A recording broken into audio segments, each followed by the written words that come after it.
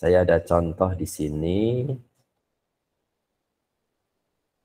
Walaupun contoh ini ya tidak baku, artinya tidak baku, Bapak Ibu bisa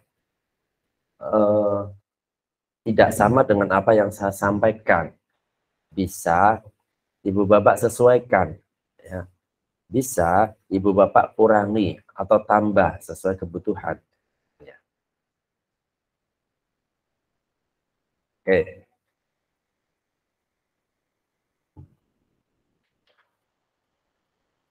Yang atas itu namanya apa Bapak dan Ibu? Identitas. Baik, ya. Adakah yang kita samakan dulu ya? Yang ada di depan dengan milik Bapak dan Ibu. Apakah ada yang beda? Di sini ada nama sekolah, mata pelajaran, fase, kelas, semester, pokok bahasan, sesuai mapel masing-masing ya tentunya ya. Materi, alokasi waktu, pertemuan, materi prasyarat. Semuanya silahkan sesuai dengan kebutuhan Bapak dan Ibu, tapi saya pesan satu yang harus ada, yaitu materi prasyarat. Nah, sudah ada belum di RPP Bapak dan Ibu? Materi prasyarat. Nah, kenapa ini saya tekankan? Karena nanti ada hubungannya dengan pembelajaran diferensiasi. Okay. Apa yang disebut dengan materi prasyarat? Apa Bapak dan Ibu? Ada yang bisa menyampaikan materi prasyarat itu apa?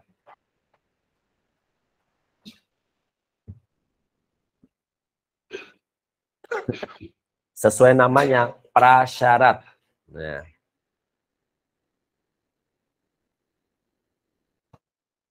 Okay.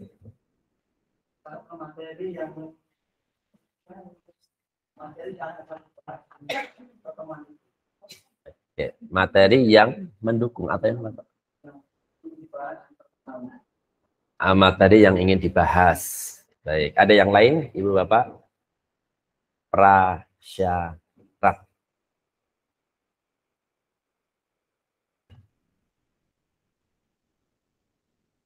Prasyarat untuk masuk ke perguruan tinggi, anak-anak harus melalui ujian. Nah, tuh, benar enggak kata-kata saya? Syarat untuk masuk perguruan tinggi, anak-anak harus ikut ujian masuk perguruan tinggi. Jadi semacam syarat untuk bisa masuk, ya. Syarat untuk bisa masuk. Demikian pula materi prasyarat. Materi-materi yang dibutuhkan sebelum masuk ke materi inti yang akan diajarkan. Itu ya. Mudahnya seperti ini, Bapak dan Ibu. Bapak Ibu, guru matematika akan menyampaikan materi operasi bilangan campuran. Materi prasyaratnya apa Bapak dan Ibu, terutama guru matematika? Kira-kira apa? Siswa harus memahami materi apa?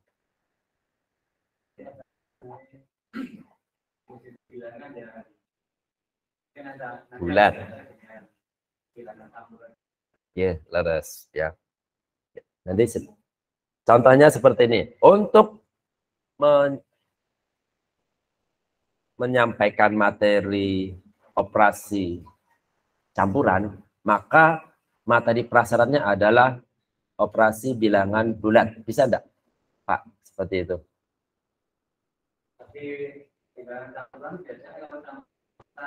Pecahan ya, sebelumnya pecahan ya.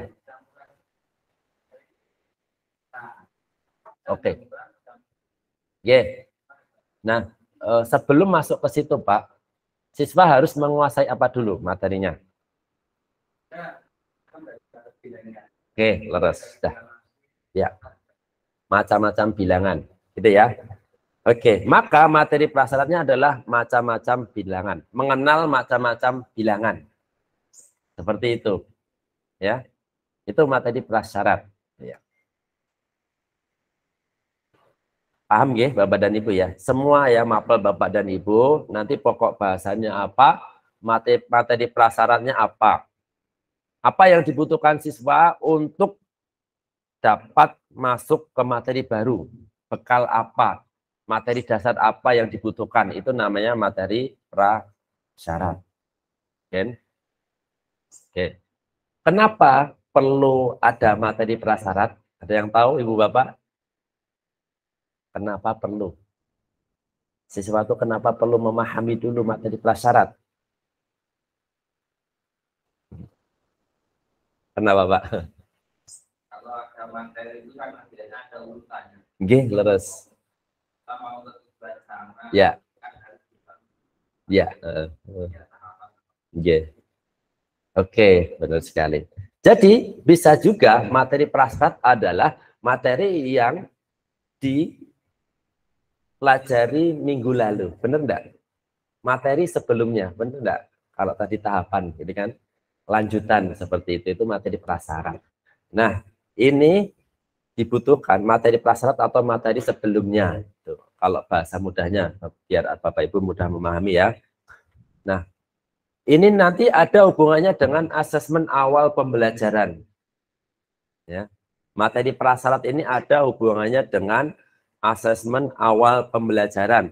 Kalau dulu menyebutnya asesmen diagnostik kognitif. Sekarang diganti namanya asesmen awal pembelajaran. Ya. Nah, asesmen ini, soal ini diambil dari materi prasyarat. Gitu. Diambil dari materi prasyarat. Kenapa susah-susah harus pakai asesmen awal? Enggak langsung saja gimana gitu. Langsung dipelajari materi baru.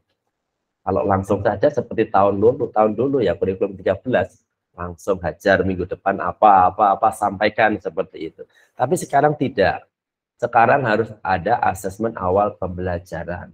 Untuk mengetahui tahapan capaian siswa masing-masing. Gitu ya.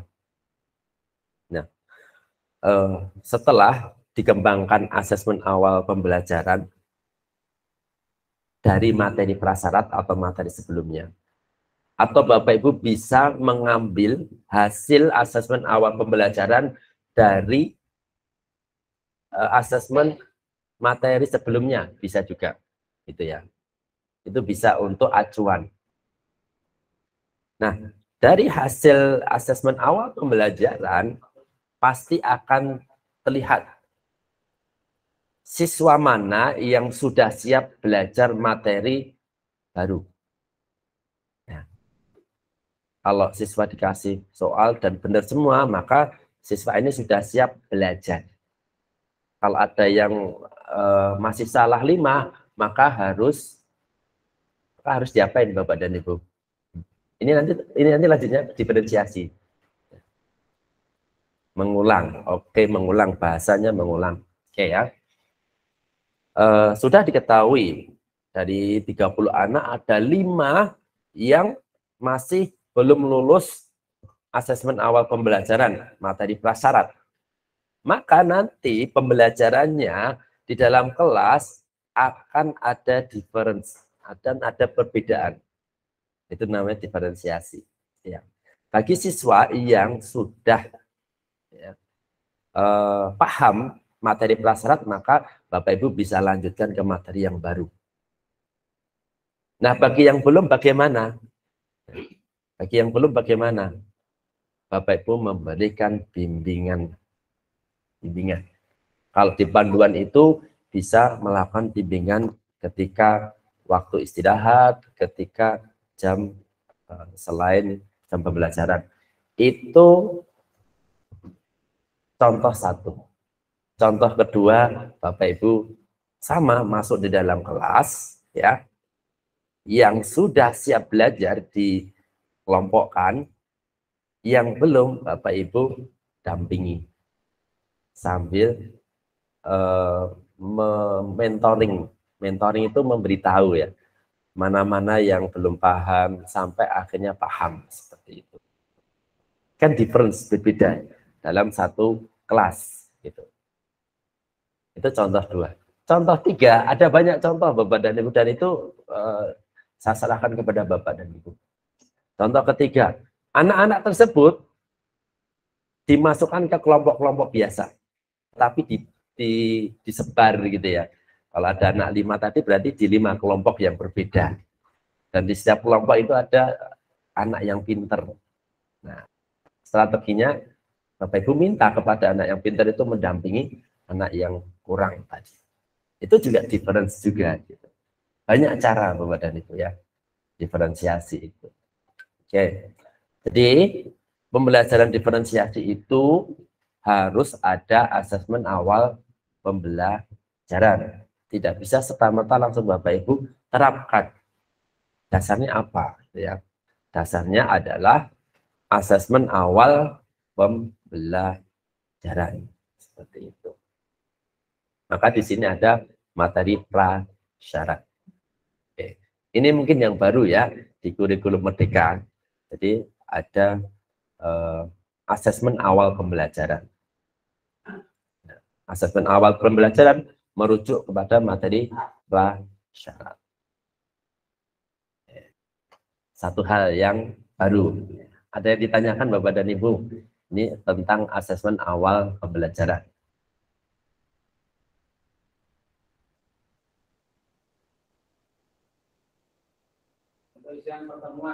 Dalam? Oh. Oke.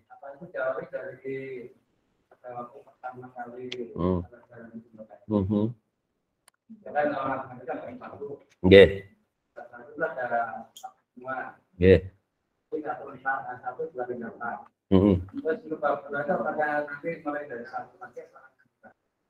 Oke. Yang Bapak tanyakan itu masuk di nih.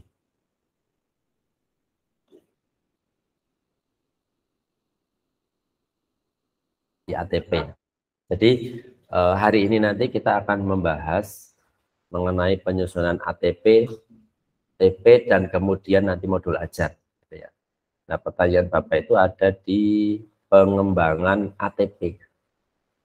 Nah, nanti setelah menyusun TP, terus kemudian akhirnya menyusun alur tujuan pembelajaran. Di situ ada JP-JP-nya. JP-JP-nya yang menentukan Bapak Ibu guru semua. Tergantung materi ini butuh banyak pertemuan atau tidak. Itu silahkan dibagi-bagi. Nah, untuk bisa membagi seperti ini, berarti Bapak Ibu perlu kalender pendidikan. Waktu efektif semester ini berapa? Nah, nanti tinggal dibagi-bagi per materi seperti itu. Ya. Secara garis besar seperti itu Pak, gitu ya. Jadi penentuan JP itu oleh guru masing-masing, ya, guru masing-masing. Kemudian nanti dalam mengembangkan tujuan pembelajaran itu juga kewenangan guru, gitu ya, kewenangan guru. Sekarang pemerintah tidak mencampuri urusan bab pembelajaran di sekolah masing-masing. Itu mutlak kewenangan guru atau sekolah masing-masing. Oke. Nah, saya lanjutkan. Kemudian di RPP atau modul ajar Bapak Ibu, apakah ada pemahaman bermakna? Ada? Ini juga hal baru. Di kurikulum Merdeka dituntut adanya pemahaman bermakna. Tolong ditambahkan. Tadi saya lihat di instrumennya Pak Bakti juga ada pemahaman bermakna. Materi prasyarat gitu. Jadi nanti kalau di cross check oleh Bapak pengawas sama gitu ya. Nah, apa pemahaman bermakna? Menurut Bapak Ibu, apa ini pemahaman bermakna ini?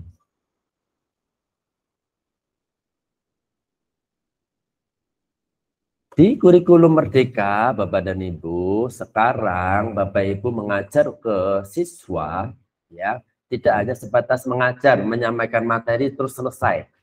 Tidak. Tetapi tolong sampaikan fungsi ilmu ini di kehidupan mereka itu apa. Paham, Bapak dan Ibu? Contohnya ini. Ini materinya barisan aritmatika dan geometri. Pemahaman bermaknanya adalah menyadari bahwa matematika, khususnya materi barisan dan deret, dapat digunakan untuk menyelesaikan masalah sehari-hari. Misalnya dunia peternakan, perbankan, dan farmasi. Paling tidak ada 3 kaitan di konteks kehidupan, yaitu dunia peternakan, perbankan, dan farmasi. Ini masih umum ya, kalau saya bilang ini masih umum. Monggo nanti Bapak Ibu silahkan kaitkan dengan konteks kehidupan siswa, baik di sekolah, di rumah, ataupun di dunia pekerjaan orang tuanya, gitu. Ya, sekarang Bapak Ibu itu akan membekali siswa itu berkelanjutan, apa itu pembelajaran yang berkelanjutan. Nanti itu siswa akan tahu, oh ternyata ilmu yang saya pelajari itu untuk digunakan pada aktivitas A, aktivitas B di dalam rumah, di kampung, seperti itu. Ya, ini bahkan matematika ya. Mungkin kalau matematika kan ya hanya hitung-hitungan gitu. Tapi nanti konteks ke dunia sehari-hari anak apa gitu. Itu namanya pemahaman bermakna. Silahkan ditambahkan. Dan ini kalau dikembangkan bisa ada 2, 3, 4, 5 pemahaman bermakna. Gitu ya. Tapi ini cuma satu. Satu dalam redaksinya ada tiga permisalan di dunia peternakan, perbankan, dan farmasi. Oke. Nah, ini hal baru, silahkan ditambahkan. Kemudian tujuan pembelajaran sudah ada ya, pasti ya. Nah, nanti Bapak dan Ibu belajar mengembangkan tujuan pembelajaran.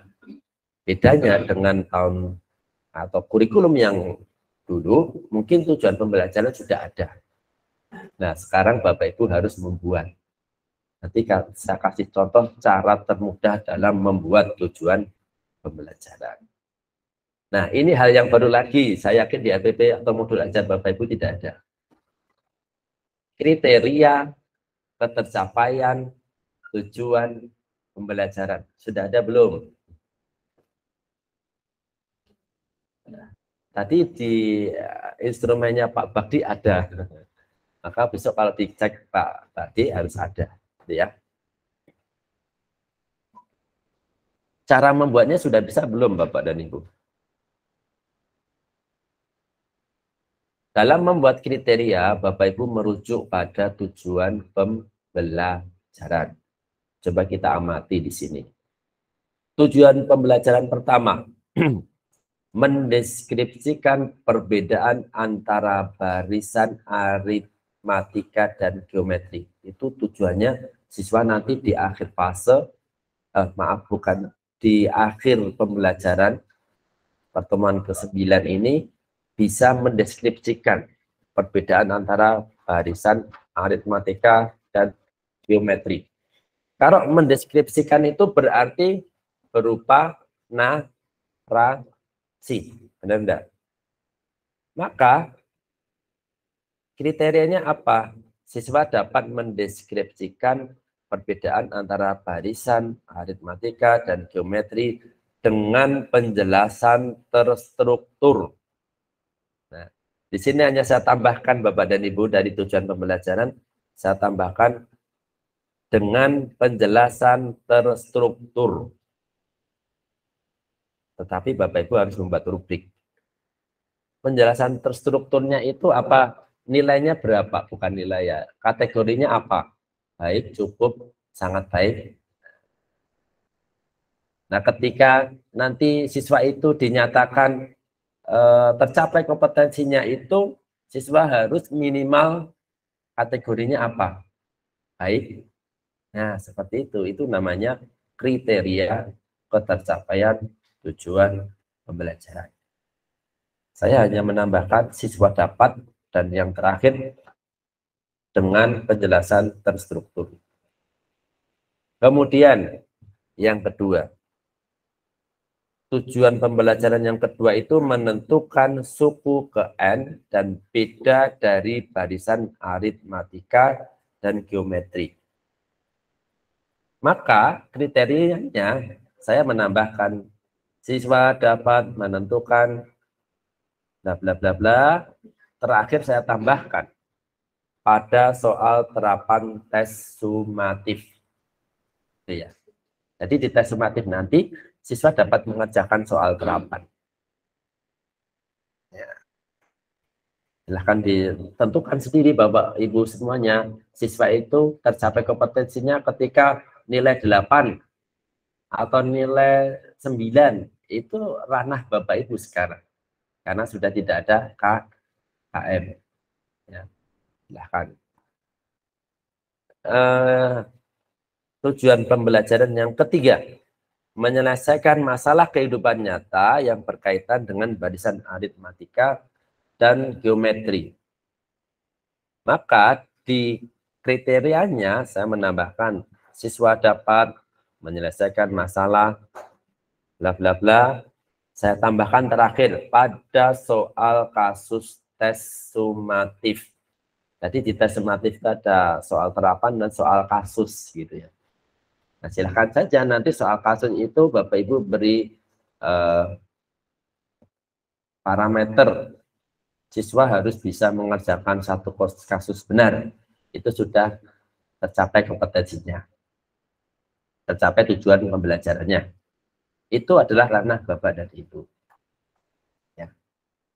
KTP sekarang harus ada. Biar Bapak Ibu mudah menentukan bahwa anak saya ini sudah tercapai tujuan pembelajarannya atau belum. Nah, harus membuat kriteria. Ada pertanyaan Pak? Ya.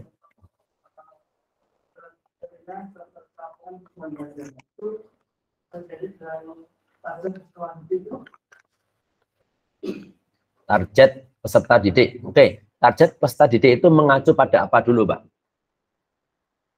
Target itu mengacu pada apa?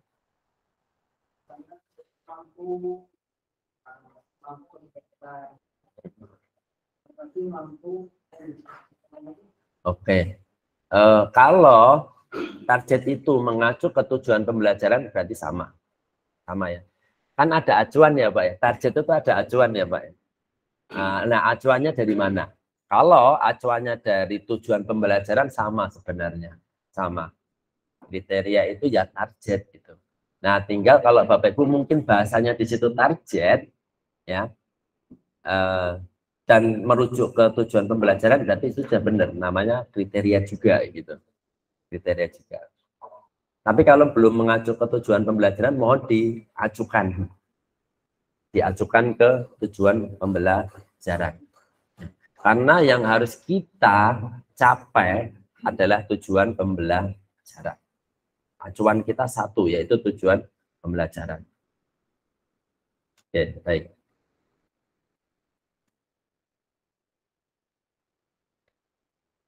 Ada lagi? Nah, kalau ini saya yakin Bapak Ibu sudah mencantumkan ya, profil pelajar Pancasila. Sudah ya? Sampun atau dedeng? Sudah. Bapak Ibu mengkaitkan materi yang Bapak Ibu ajarkan dengan 6 dimensi. Itu masuk yang mana? Gitu ya. Masuk yang mana? Bahkan kalaupun hanya 1 dimensi tidak mengapa. Kalau Bapak Ibu susah menemukan keterkaitan, oh saya cuma 1 saja, tidak masalah. Tidak masalah. Karena sebenarnya tuntutan profil pelajar Pancasila itu ada di project. Kalau di intra ini tidak harus merujuk ke 6 aspek dimensi. Bahkan cuma 1 aspek dimensi profil itu tidak masalah. Umpamanya hanya bernalan kritis saja, itu nggak masalah.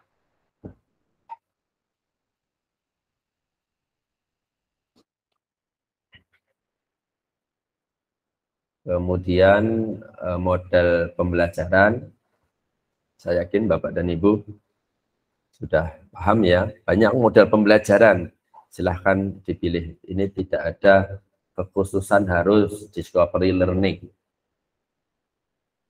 Kemudian media pembelajaran sudah ada di RPP Bapak dan Ibu? Sudah ada ya. Media pembelajaran adalah tools yang akan digunakan mengajar di kelas. PowerPoint, gambar, video pembelajaran, kalau ada link YouTube silahkan ditautkan di situ. Kemudian buku ajar. Bapak Ibu sudah mendapatkan buku ajar di kurikulum Merdeka? Ya, alhamdulillah.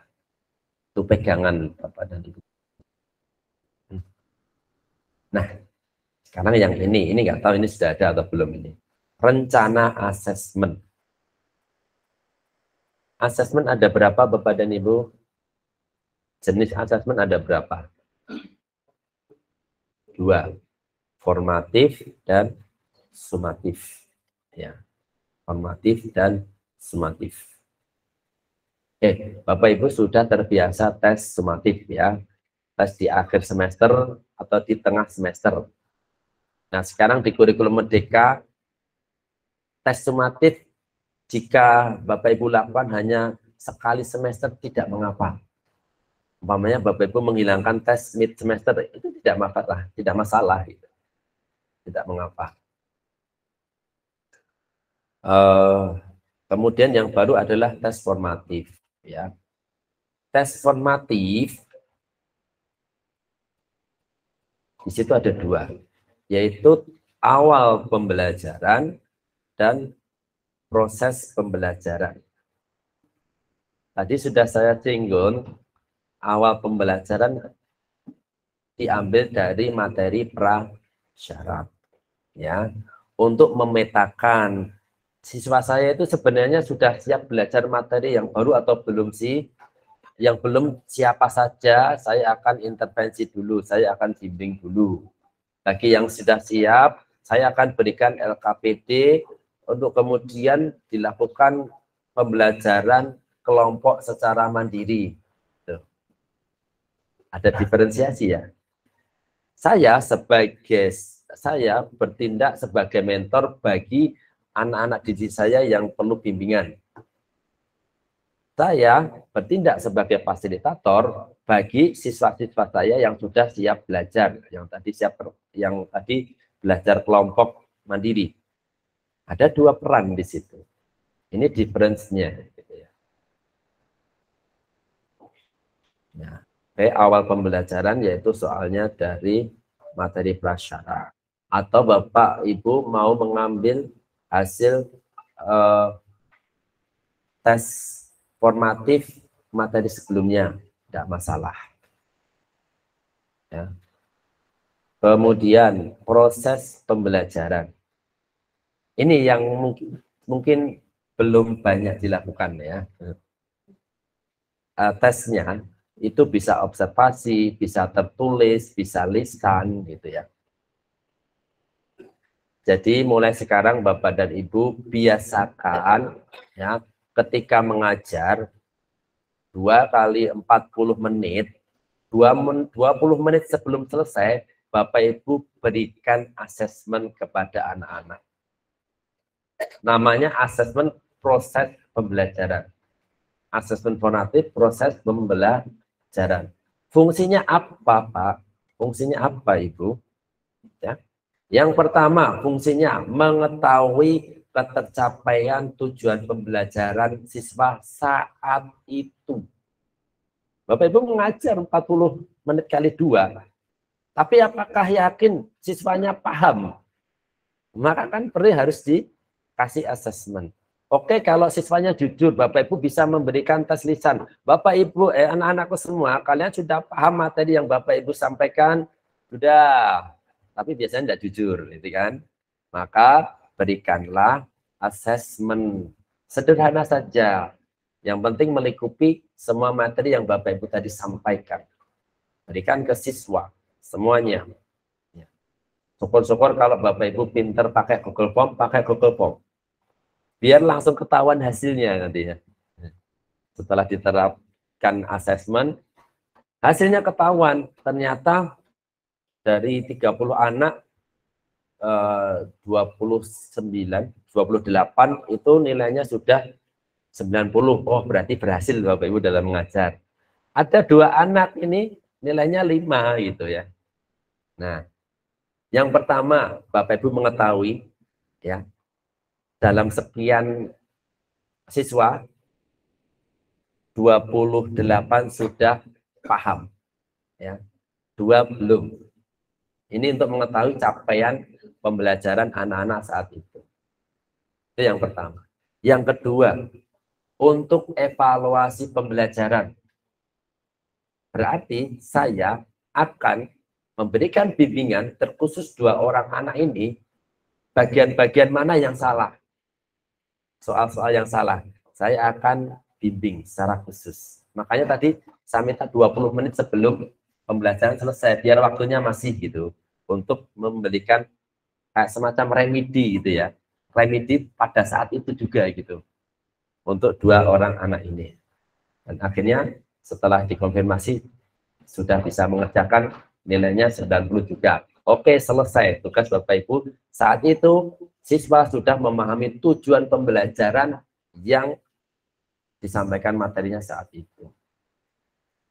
Jadi fungsinya mengetahui progres capaian pembelajaran siswa saat itu yang pertama. Yang kedua, untuk evaluasi pembelajaran, mana-mana yang perlu diberi penguatan materinya.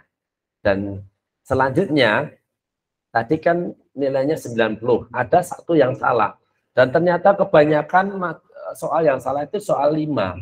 Soal 5 itu materinya A gitu. Maka Bapak Ibu punya kewajiban untuk memberikan penguatan materi A dengan contoh-contoh yang konkret gitu. Biar siswanya paham gitu.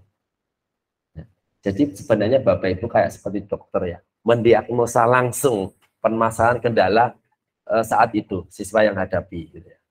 Baik sifatnya individual, tadi ada 2 orang anak tadi langsung beri bimbingan, ataupun komunal, satu kelas gitu. Ada 1 soal yang kebanyakan siswa salah, Bapak Ibu berkewajiban untuk memberikan penjelasan lebih lanjut atau penguatan untuk sejelas-jelasnya dengan contoh-contoh seperti itu. Dengan seperti itu setiap kali pertemuan, kira-kira di akhir semester nanti, siswa itu akan tinggal kelas atau tidak, Bapak dan Ibu? Kalau Bapak dan Ibu memastikan setiap pertemuan, ya seperti yang tadi saya sampaikan, maka mustahil siswa itu tinggal kelas gitu. Maka dulu ada isu bahwa kurikulum merdeka itu anak itu haram untuk tinggal kelas. Itu juga salah juga sebenarnya. Anak itu boleh untuk tinggal kelas. Karena acuannya yang tadi saya sampaikan bahwa Bapak Ibu mendiagnosa terus setiap kali pertemuan, maka sebenarnya mustahil anak itu tidak naik kelas gitu. Dan hasilnya pasti maksimal itu. Karena sebenarnya Bapak Ibu itu langsung memberikan treatment saat itu, memberikan remedi saat itu, setiap kali pertemuan. Dan coba bayangkan ketika 1 bab itu selesai dan siswa paham, maka minggu depan dengan materi baru, maka siswa itu sudah siap. Sudah siap. Jangan bedakan dengan kurikulum yang lama. Bapak Ibu tidak ada tes formatif, tidak mengetahui hasil pembelajaran saat itu anak-anaknya paham atau tidak. Langsung Bapak Ibu geber langsung minggu depan materi baru, minggu depannya materi baru lagi. Kasihan anak yang tidak paham akan semakin tertinggal. Seperti itu. Nah sekarang jangan seperti itu lagi. Tiap pertemuan harus didiagnosa. Anak-anak yang spesial itu yang mana yang perlu kita kasih penguatan. Makanya perlu adanya tes formatif proses pembelajaran. Dan di kurikulum Merdeka ini yang paling sering dilakukan, harusnya. Gitu ya. Kalau awal pembelajaran kan hanya awal saja.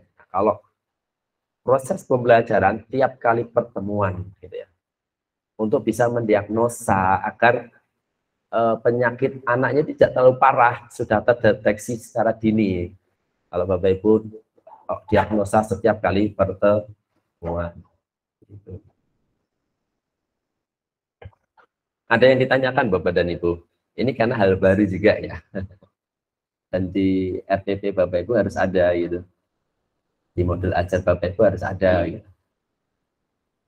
Di sini cuma ditulisnya umum ya, tapi Bapak Ibu nanti implementasinya secara khusus gitu. Saya tuliskan observasi selama kegiatan pembelajaran dan soal evaluasi hasil pembelajaran.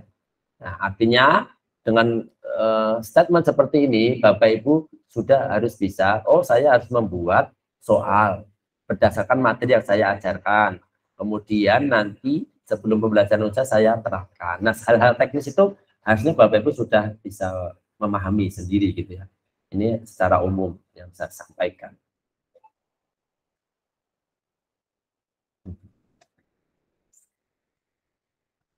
Menurut Bapak Ibu ini mudah atau sulit Bapak Ibu? Ini kan guru-guru diminta untuk berubah ya, hal baru gitu kan. Oke, monggo Pak.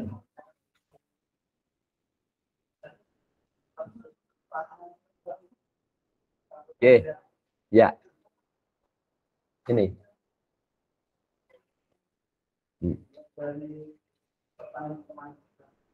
Oke. Oh, sip. Ya, paham. Mengenai urutan, kami persilakan Bapak dan Ibu. Bebas. Kita tuh merdeka gitu ya. Dan bahkan minimum komponen itu hanya ada 4 sebenarnya. Minimum komponen di modul ajar itu hanya ada 4. Kalau ini saya buatnya ada berapa nih? E, F, G, H, I, J, K. Ada 10. Kenapa saya berikan yang lengkap? Karena ini sebagai panduan Bapak Ibu mengajar. Saya tidak yakin nanti saya berikan minimum komponen, Bapak Ibu masih bingung gitu ya. Maka ini sebenarnya yang paling mudah nanti ketika kita praktekkan mudah.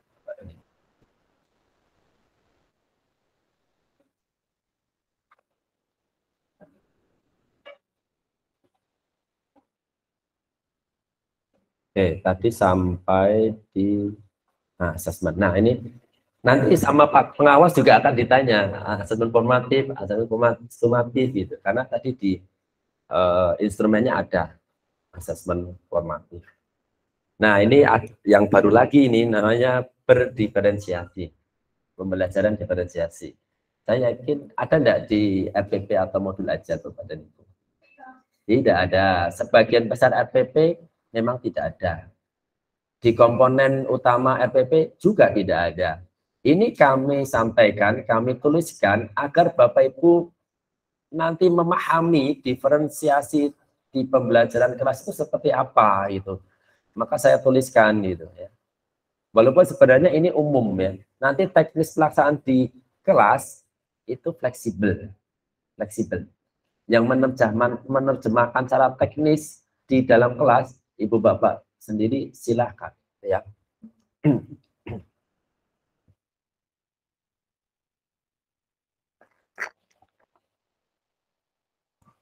Oke, kita bahas. Diferensiasi ada berapa Bapak dan Ibu? Ada berapa? Ini ada berapa Bu? Ada 3 ya. Pertama, konten. Apa yang dimaksud konten? Konten itu isi atau materi, gitu ya. Jadi materinya ada perbedaan. Nah, perbedaan ini dasarnya dari mana, Ibu Bapak? Ya, tadi sudah saya ulas panjang lebar. Perbedaan materi ini didasarkan dari apa? Jadi apa Bapak dan Ibu? Kan tadi saya sampaikan, Bapak Ibu tidak serta-merta langsung bisa menerapkan pembelajaran diferensiasi. Ya, tidak bisa. Harus ada dasarnya. Dasarnya apa? Perbedaan konten ini. Ada yang tahu? Dalam G, asesmen awal pembelajaran. Lebih tepatnya hasil asesmen awal pembelajaran. Terdeteksi ada 2 siswa yang belum lulus prasyarat. Maka kontennya nanti adalah konten 1 prasyarat, yang kedua konten materi sesuai tujuan pembelajaran. Tuh, kan diferensi, ada perbedaan ya. Bahkan mungkin nanti kalau Bapak Ibu ada 3 kelompok, satunya adalah materi tambahan, pengayaan kalau dulu namanya, gitu ya. Nah, di sini pengembangan 2 konten. Ini hanya 2 kelompok ya. Sebenarnya ini bisa 3, bisa 4, bisa 5. Tapi yang cukup mudah Bapak Ibu 2 konten saja. 2 konten dulu saja. Ya. Pengembangan 2 konten pembelajaran. 1 konten bagi peserta didik yang belum memahami materi prasyarat tadi. Ini sebenarnya mengulang materi sebelumnya ya. Oh, ini di materi sebelumnya ada siswa yang belum maksimal nilainya. Jadi memperbaiki atau mengulang ya, mengulang materi sebelumnya gitu. Atau materi prasyarat. Yang kedua adalah materi untuk peserta didik yang sudah siap belajar. Ya. Kedua. Ya. Oke. Berarti materi yang pertama adalah materi pertemuan yang lalu. Ini dikhususkan untuk siswa yang belum tuntas materi prasyaratnya. Dan materi yang satunya adalah materi yang sekarang, materi yang akan dipelajari. Sebenarnya Bapak Ibu tidak menyiapkan materi ya, hanya mengambil materi yang sudah diajarkan pertemuan yang lalu. Jadi jangan ada anggapan, wah ini buat lagi materi, buat lagi konten. Padahal sebenarnya konten itu sudah tersedia. Apalagi Bapak Ibu punya buku guru, buku siswa, gitu ya. Iya. Jadi jangan anggap berat, gitu ya. Nah, konten tidak masalah ya, gampang ya. Jadi ada 2 konten yang berbeda. Kemudian diferensiasi yang kedua adalah diferensiasi proses. Proses itu adalah aktivitas pembelajaran.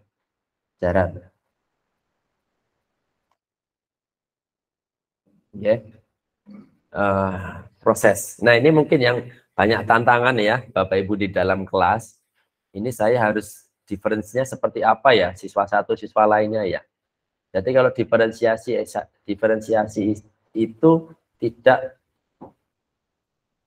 memberikan pembelajaran sesuai dengan jumlah anak, itu jelas repot, nggak mungkin gitu kan. Diferensiasi itu sebenarnya hanya pemilihannya adalah siswa yang sudah siap belajar atau siswa yang belum siap belajar. Ya, caranya bagaimana? Caranya tadi memberikan asesmen awal pembelajaran.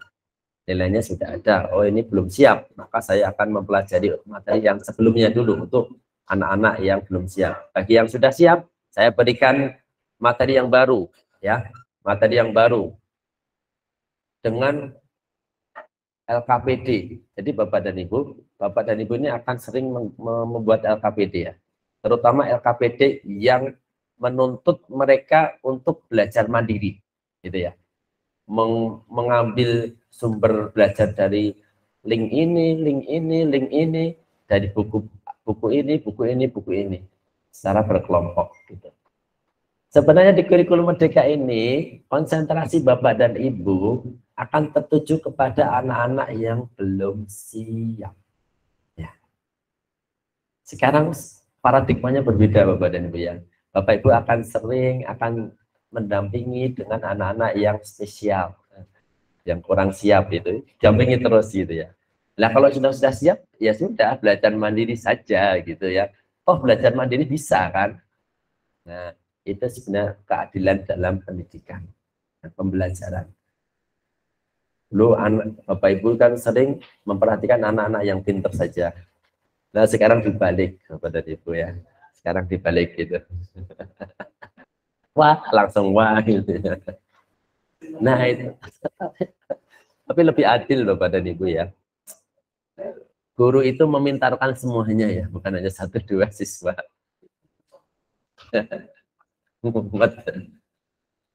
Ini tantangan ya, saya yakin tantangan. Tapi kalau berhasil luar biasa Bapak dan Ibu itu.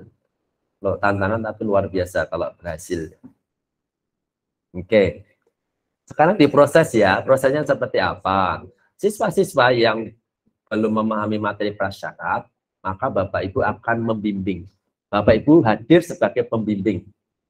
Nah, mengulangi materi yang sebelumnya. Mana sih sebelumnya? Kalau ini masih salah, berarti kamu belum paham. Ini saya kasih pemahaman lebih. Nah, bagi yang sudah paham, sudah siap belajar, kasih pembelajaran secara mandiri kelompok. Guru hadir sebagai fasilitator, dibutuhkan ketika ada permasalahan saja. Tetapi guru kepada siswa yang perlu bimbingan akan terus mendampingi. Di drill gitu ya, di drill. Gitu ya. Itu diferensiasi di proses. Jadi Bapak Ibu guru berperan ganda. Satu sebagai mentor, satu sebagai fasilitator. Seperti ini. Diferensiasi yang ketiga adalah produk. Ini lebih mudah ya, produk mudah ya Bapak Ibu ya. Produk itu tidak melulu barang. Ya, barang jadi seperti ini. Siswa mengungkapkan sesuatu itu produk. Siswa menulis sesuatu produk. Mengembangkan sesuatu produk. Ya. Saya contohkan, tadi bagi siswa yang belum siap, Bapak Ibu memberikan drill berupa pertanyaan-pertanyaan yang memantik, pertanyaan-pertanyaan yang sifatnya bimbingan. Dan siswa menjawab, itu sudah produk. Itu namanya sudah produk. Sementara siswa yang kelompok-kelompok tadi, produknya adalah LKPD. Gitu ya. Maka itu juga produk. Dan kemudian, karena ini harus sesuai dengan minat bakat, gaya belajar, Bapak Ibu beri kebebasan. Anak-anakku, kalian ingin produk dalam output materi ini apa? Ya. Saya ingin menulis puisi, saya ingin membuat video, saya ingin membuat infografis. Gitu ya. Tapi masih dalam ranah materi tersebut. Siswa akan senang gitu, karena sesuai dengan kesukaan mereka, minat bakat gaya belajar. Itu di produk gitu ya. Tuh ada 3 diferensiasi. Bapak Ibu sekarang sudah memahami belum atau ada yang masih ditanyakan tentang diferensiasi? Sudah lebih jelas ya Bapak dan Ibu ya. Tantangannya apa kira-kira? Permasalahannya apa? Dalam banyak. Ya. Enggak masalah. Jadi ini memang proses ya Pak ya. Tidak dalam waktu 1, 2, 3 bulan, bahkan mungkin 2 tahun itu mungkin baru kelihatan diferensiasinya. Nah, kalau anak yang belum bisa baca itu mohon nanti selain dari Bapak Ibu guru, nanti mohon siswa-siswa yang dekat dengan anak tersebut diminta untuk mendekati. Biasanya kan siswa lebih welcome, lebih terbuka bagi temannya sendiri ya. Jadi tidak hanya usaha dari ibu bapak sendiri, tapi dari temannya, bahkan dari orang tuanya seperti itu. Oke, monggo. Oke. Ya.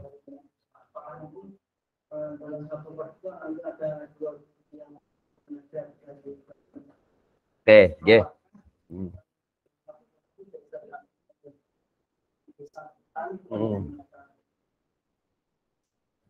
Ya. Nggih, matur nuwun Pak Hadi.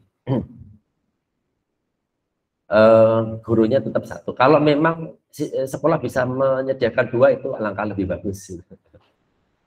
Kalau sekolah bisa menyediakan, itu alangkah lebih bagus. Atau guru pendamping, guru PPL bisa. Atau siswa yang pinter dijadikan tutor sebaya, itu bisa. Ya, jadi tetap sebenarnya satu. Ya, gurunya itu satu. Tadi saya sampaikan satu guru. Nanti Pak. Jadi tadi mati ya Pak ini? Enggak ya?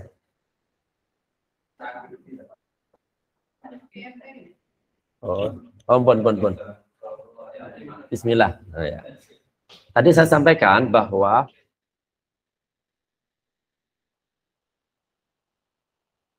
di sini sudah saya tulis juga. Jadi bagi siswa yang belum siap, guru itu akan menjadi mentor. Mentor itu kan tugasnya membimbing ya. Membimbing terus-menerus, itu namanya mentor. Tetapi bagi siswa yang sudah siap, Bapak Ibu berikan LKPD. Tadi di siswa yang belum siap juga bisa Bapak Ibu beri LKPD yang sama. Yang sama nggak apa-apa. Tapi sifatnya nanti Bapak Ibu beri bimbingan sebagai mentor, bimbingan terus-menerus. Nah, sementara bagi siswa yang sudah siap belajar, ini Bapak Ibu bentuk kelompok. Jadi pembelajaran mandiri berkelompok. Sebenarnya Bapak Ibu itu tidak mengajar kepada siswa yang berkelompok itu, tetapi lebih ke fasilitator. Bapak Ibu hadir ketika dibutuhkan saja. Ada pertanyaan atau baru Bapak Ibu ke sana. Gitu. Ini gurunya cuma satu gitu. Tapi Bapak Ibu akan sering mendampingi siswa yang belum siap. Itu contoh satu ya. Ada banyak contoh ya. Mungkin Bapak Ibu bisa membaurkan siswa yang belum siap itu ke kelompok. Itu bisa gitu. Bisa. Tapi mohon didampingi dengan siswa yang unggul. Jadi kelompoknya itu heterogen, disebar ke 5 kelompok, dan di 5 kelompok itu ada yang pinter. Ya, seperti itu. Nanti ibu bapak hadir, itu lebih mudah ya. Ibu bapak satu peran fasilitator saja. Tapi tetap harus jadi fasilitator, jangan jadi mentor. Ya, saran saya, Bapak Ibu akan kesusahan nanti kalau jadi mentor. Mentor itu yang ngajar di depan seperti biasanya itu. Kalau seperti itu nanti sulit gitu. Tapi sekarang percayakan kepada anak untuk belajar mandiri berkelompok. Ibu hadir, Bapak hadir sebagai fasilitator. Perlu dicoba, ya, perlu dicoba. Saya yakin awal-awal tidak terkondisikan anak. Tidak apa-apa, terus-menerus dicoba sambil Bapak Ibu membuat formulasi yang tepat. Salah satunya membuat kesepakatan kelas. Setiap hari terus disampaikan bahwa sekarang eranya pembelajaran adalah pembelajaran terpusat pada siswa. Siswa yang aktif, bukan saya sebagai guru yang aktif mengajar di depan. Tidak apa-apa, percayakan saja gitu. Kekuatannya apa Pak? Kekuatannya ada di LKPD yang Bapak Ibu buat. Kalau LKPD-nya itu menarik, menantang, sesuaikan dengan konteks sekarang, sehari-hari, mungkin di situ ada kasus permainan lato-lato, itu pasti siswa senang gitu. Ya, kontekskan ke itu, ke keseharian anak-anak itu. Jadi tetap satu Pak gurunya ya, hanya nanti perannya berbeda. Dan sekarang mulailah digeser perannya sebagai fasilitator seperti itu.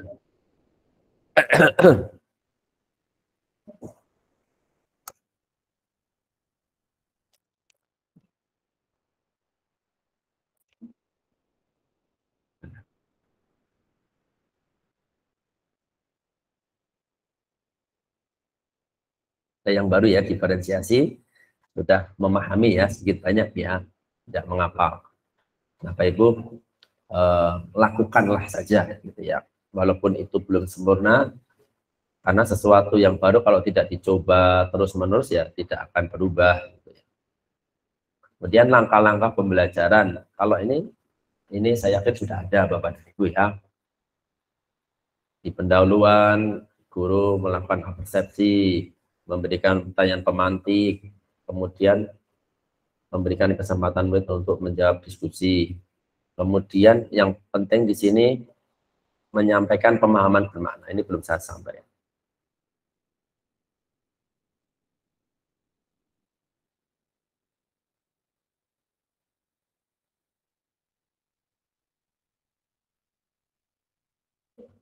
Bentar ya, hormat.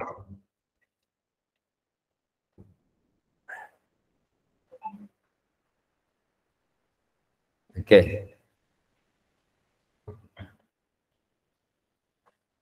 Kegiatan inti murid memperhatikan gambar, video yang ditunjukkan oleh guru, guru menjelaskan pengetahuan bermakna. Oh, di sini ya, pengetahuan bermakna di sini. Di inti dia. Dia sudah ada di inti. Oke. Baru kemudian diskusi bersama guru. Aktivitas keempat baru mengerjakan LKPD, lembaran kerja peserta didik. Kemudian diskusi kelompok. Nah, nomor 6 ini menarik, mencari informasi dari sumber-sumber berbagai literatur. Jadi guru tidak menutup ya akses materi yang lain. Jadi tidak hanya sekali dari guru ya, silakan cari di internet literatur-literatur yang lainnya. Kemudian setelah mendapatkan, siswa diminta untuk mencatat poin penting.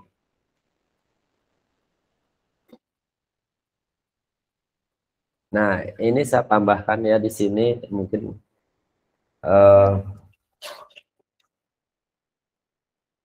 guru melakukan asesmen proses pembelajaran. Nah, seperti itu.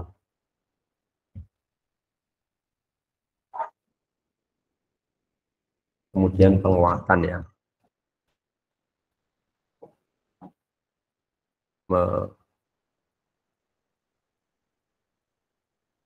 Nah, ini kalau Ibu Bapak sudah lakukan, insya Allah siswanya tercapai ya, tujuan pembelajaran pada saat materi itu disampaikan. Jadi, berikan asesmen, kemudian ketahuan banyak salah di mana, Bapak Ibu mengulangi materi yang salah itu. Sampai benar-benar paham, maka minggu depan bisa lanjut ke materi yang baru.